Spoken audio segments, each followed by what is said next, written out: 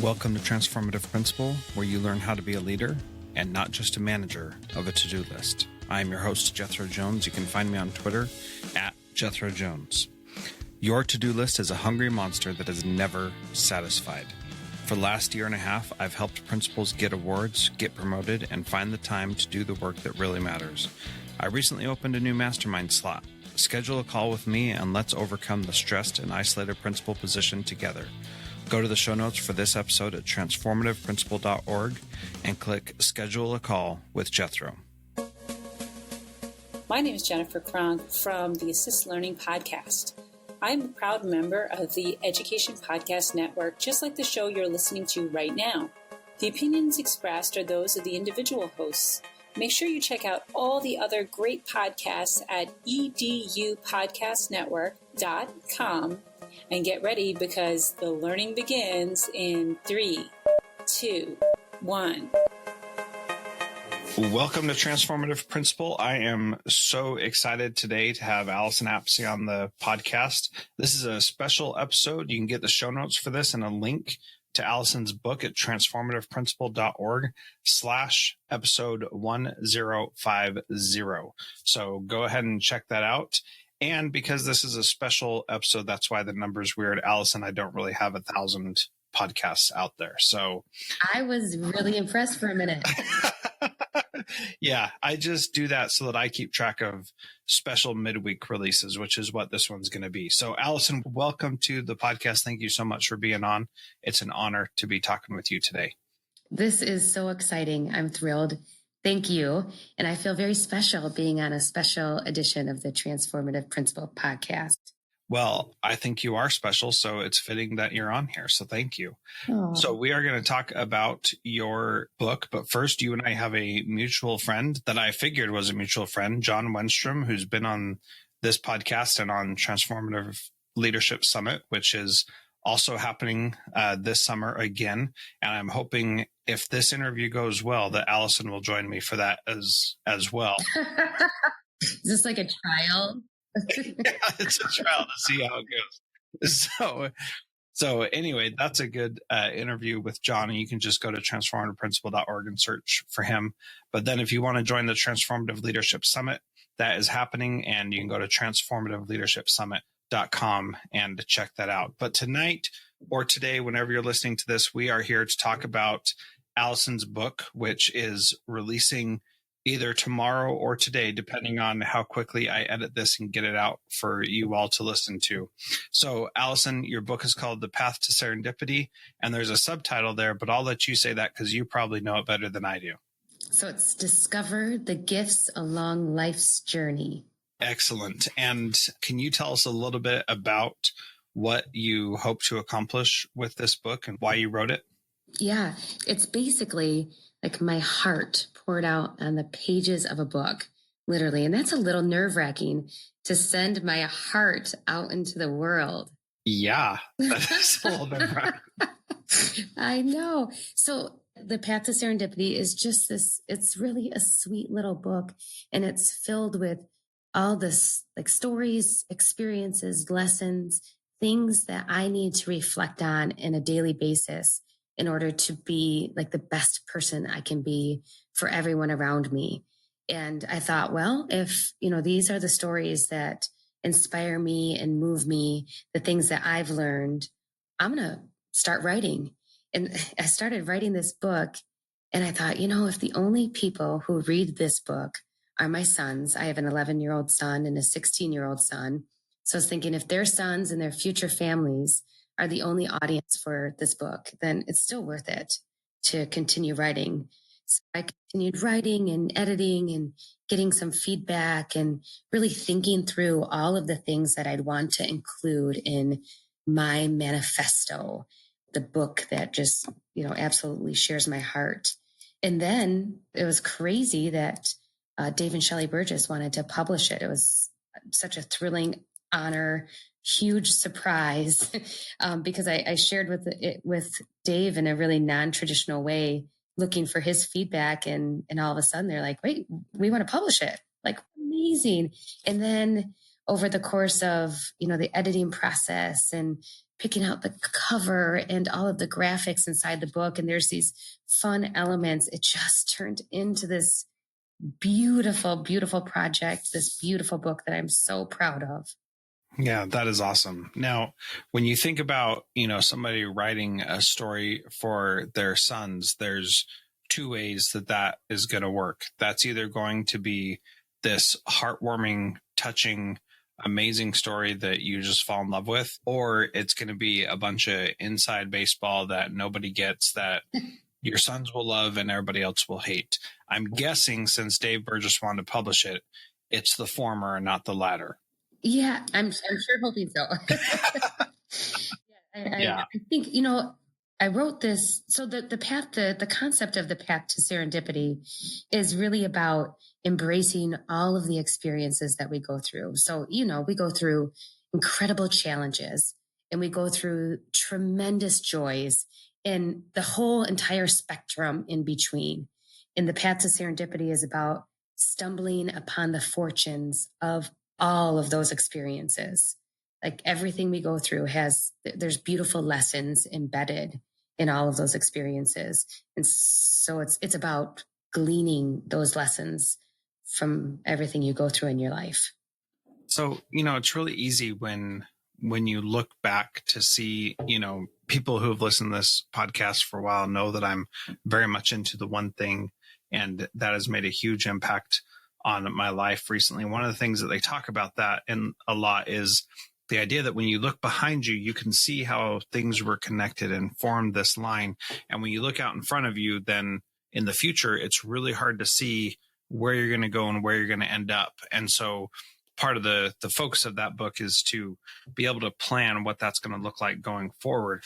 But as you look back, one of the things that I like about your approach is that it sounds like even the bad things, even the tough things, are still things that you are grateful for. How did you get that mindset to where you can be happy with the tough things that you've gone through? Well, part of embedded throughout the book is William Glasser's choice theory. And it's a psychology, a theory to explain behavior and our motivation for behavior.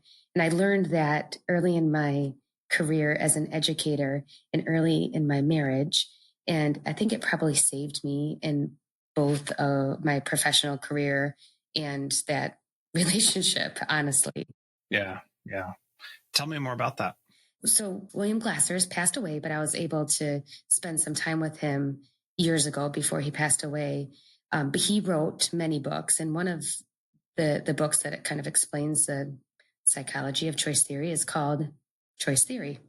And that's a unique name. It actually was originally called Control Theory because it's a major concept is that the only person whose behavior we can control is our own. And the only person who can control our behavior is ourselves. And Glasser talks about behavior being motivated by 5 basic needs. And they're not the basic needs you would think of like shelter and food and water.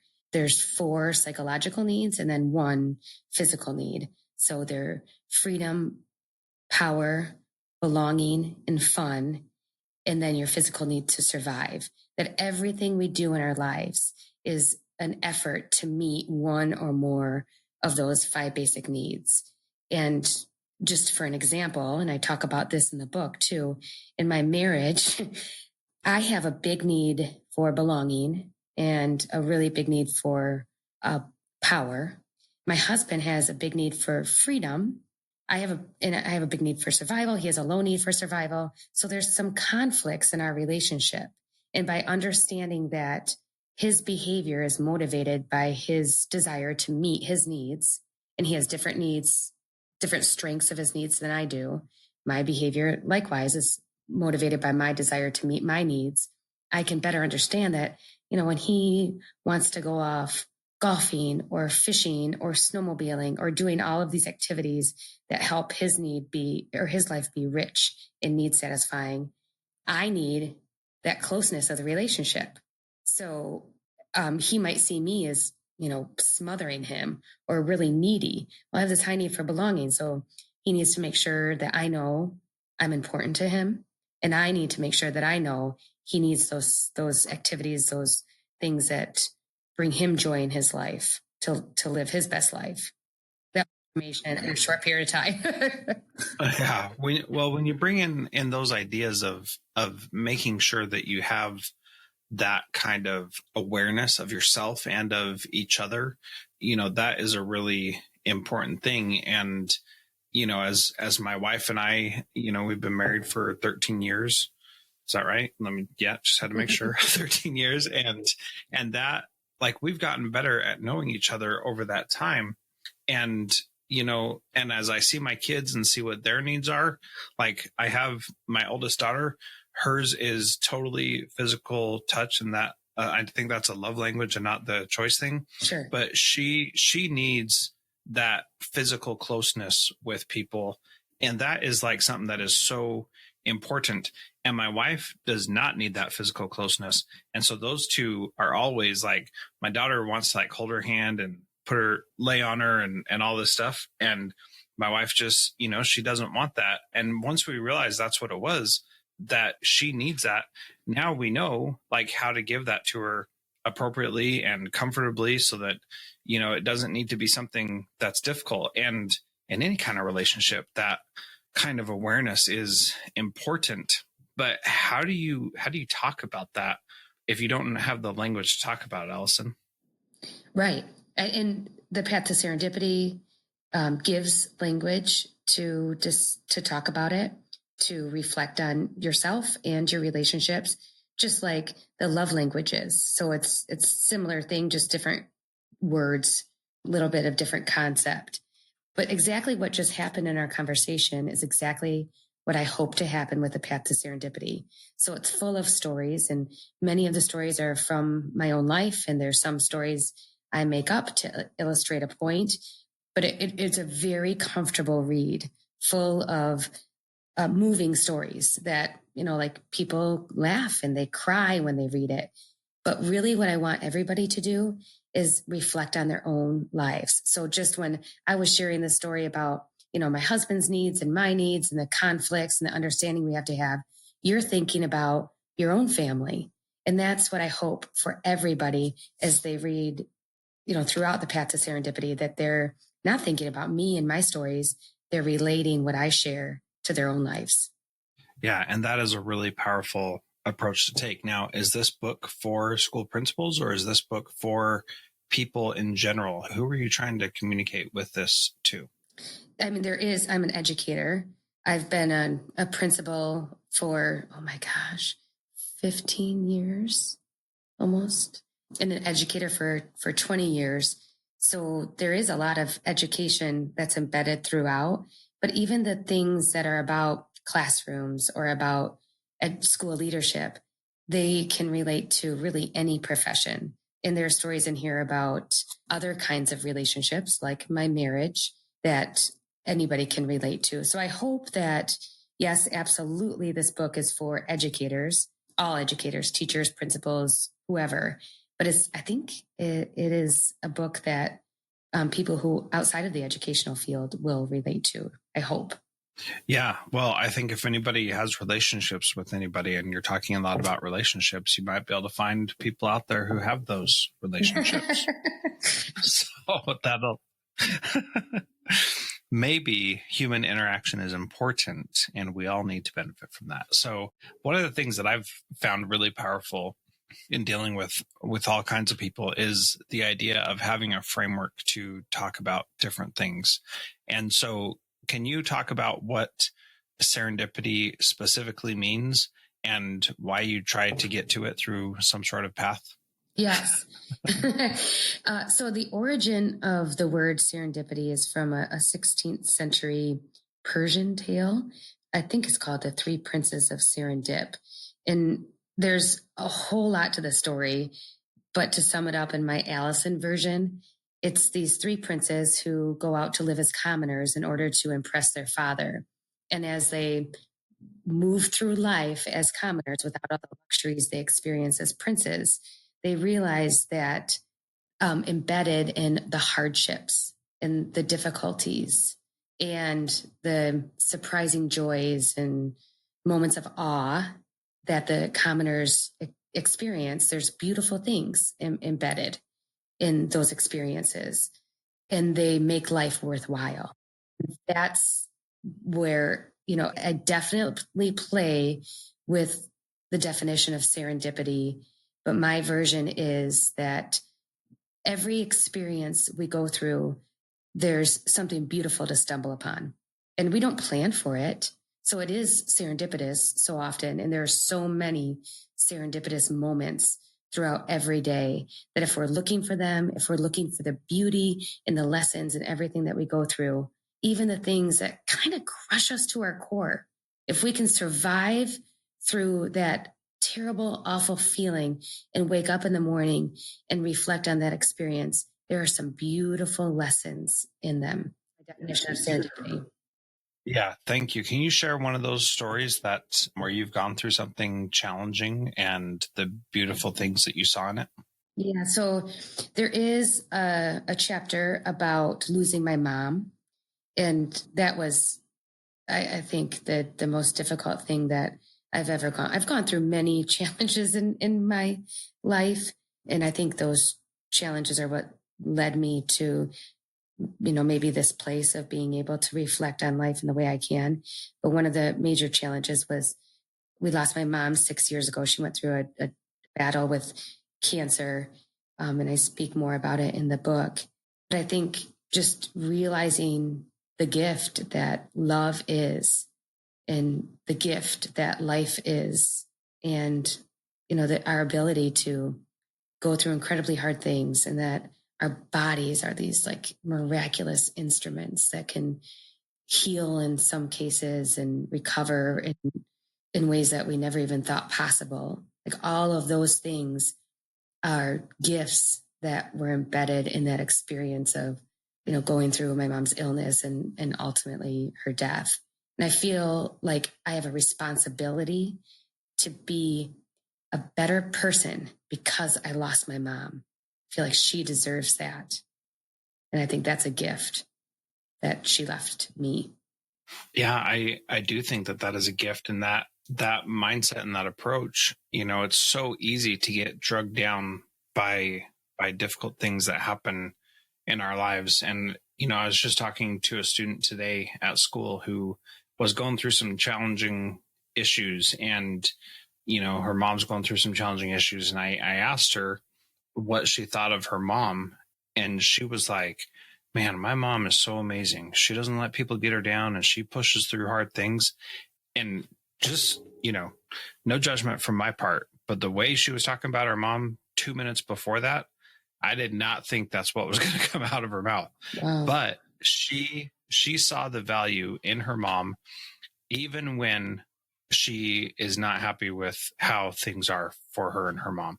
And, that ability to see the positive, to engage in a positive perspective in our culture right now, it is so easy to have a negative outlook no matter what, because everything is bad, everything is bleak, and you got to work really hard to find people who are going to choose to be positive and see the good in the world.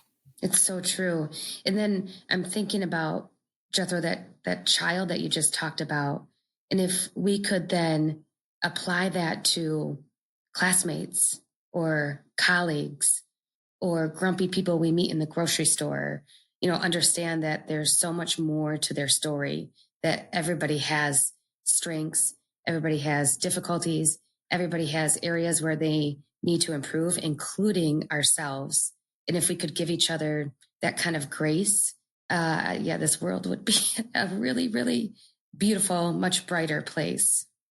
Yeah, absolutely. I totally agree. So if you're listening to this right now, there's a link at transformativeprincipal.org/episode 1050. Please go there, get the book. It's going to be great. And Allyson, the last question I ask is, what is one thing a principal can do this week to be a transformative principal like you? Be right where you are. The most important thing happening is the person right in front of you. That's it. That's all. Well, I think that's pretty good. Allyson, thank you so much. People can contact you on Twitter at Allyson Apsey, ALLYSONAPSEY. And thank you so much for being part of Transformative Principal. Thank you so much for having me. It was an absolute pleasure.